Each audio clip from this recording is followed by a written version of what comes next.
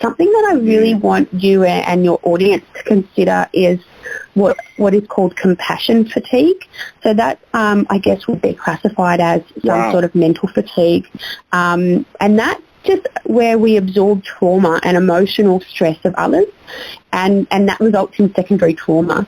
So the symptoms can be isolating, loss of pleasure, blaming others for their suffering, feeling burdened by the suffering of others. But essentially it's a reduced capacity for compassion and just a poor mental state in general.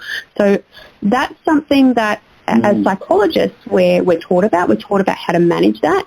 But I don't think that other professions which are just as likely or somewhat likely to be hearing and talking about and dealing with emotional stresses and trauma, you're not really taught how to manage that, how to handle it. And you don't want to get to that point where you're feeling overwhelmed before you start putting in healthy processes.